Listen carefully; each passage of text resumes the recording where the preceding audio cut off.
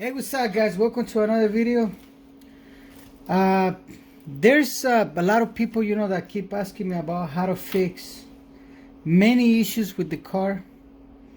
And unfortunately, I can't really like explain to you or tell you, over a message, how to do this stuff.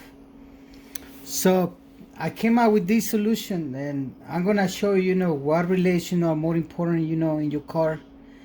How to test them, how to know, to move to the next thing after you know that your relay is working or not working.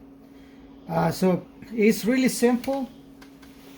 Well, I'm not gonna make it complicated for you. Let's say this is your battery. Let's say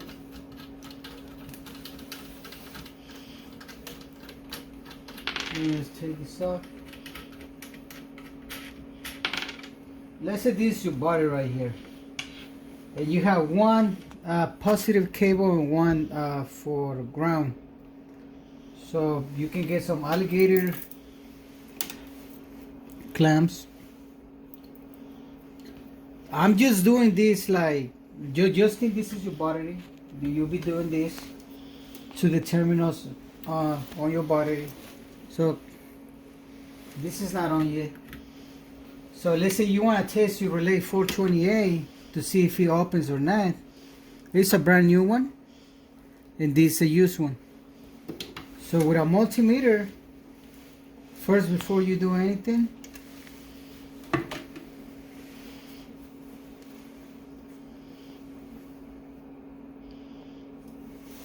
okay, watching this? Mm-hmm.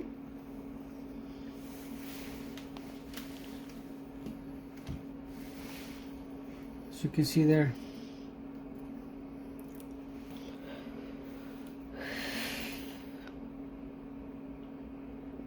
we're checking for resistance. So a good relay, is resistance supposed to be, like a 70s to 80s. And I seen other ones, like this is a brand new one, but this one right here, this is a used one, as you can see. This one, the resistance should be 150 ohms. Look, that's at 150. So when a relay has, high resistance like that, it's better just to get a new one. So on this one right here, as you can see, any multimeter has this setting, that has like a little sound sign or whatever that frequency sound.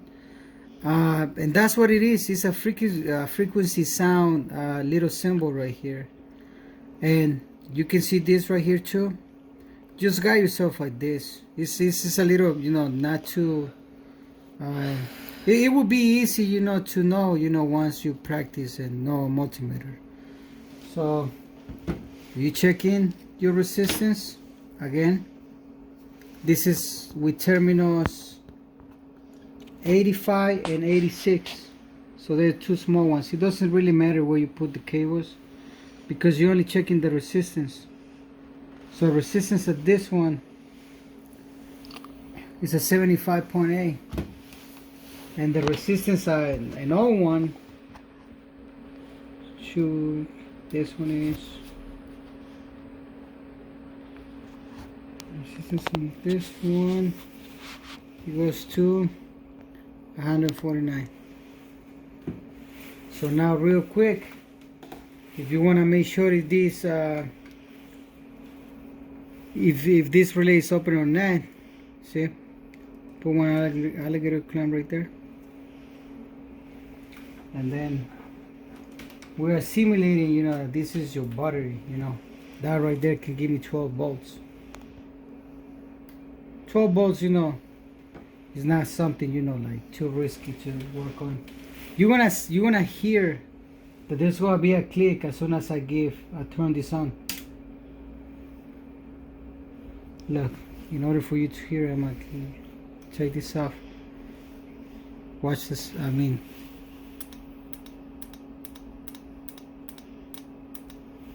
Okay, if I want to check my next relay, which is the brand new one, let's see if there's a difference in the sound. because the resistance is twice as different. You see how this one sounds more better? Sí. Now let's put the other one again. That's how you can tell by measuring the resistance in your relay and making sure that it's opening correctly.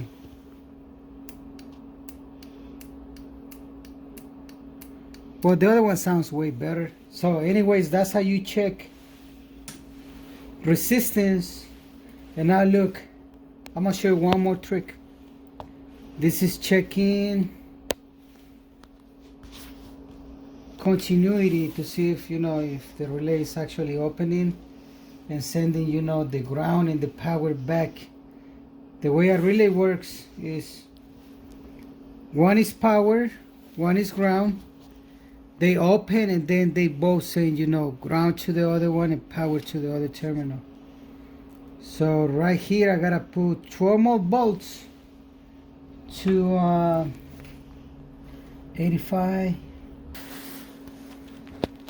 Okay, so if you wanna just be like, okay, you know what, I just wanna make sure that my relay is working or not.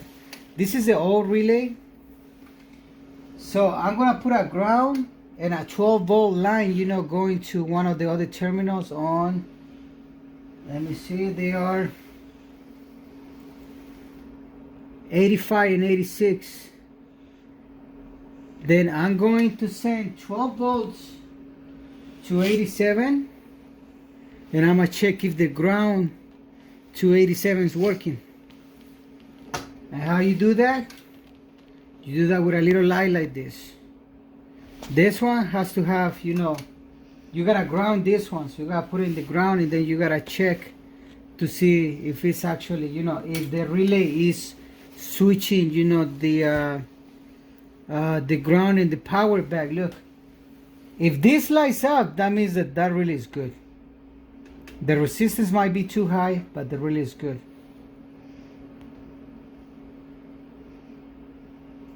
And that's how you make sure that 428 is working good. Now before I finish this video, I'm going to show you real quick 409. If you want to check 409, which is for the fuel pump, I will talk about this on another video, but this is especially only for the 428 Audi, Jettas, Viros, any. I mean, there's a lot of cars that use this relay. This is a good way that you can test it. So next time, I'm gonna talk about this guy right here.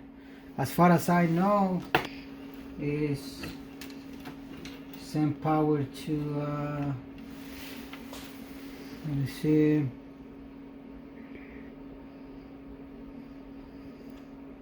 I think it's terminal 2 and 6. But this one, the only way that I know how to test it is 6 has to be for the 12 volt, and the ground has to be number 2 to hear it click. Let me see. So this is 6. I say ground has to be number 2. Turn this on. You see how it's clicking? There's too much, so hold on. Let me just disconnect this one. Let me plug in this. Doesn't matter which ones they are, man. You don't need high signal that annoying. This should be more. You can find your cables and turn it off. Okay, we're gonna hear a different sound.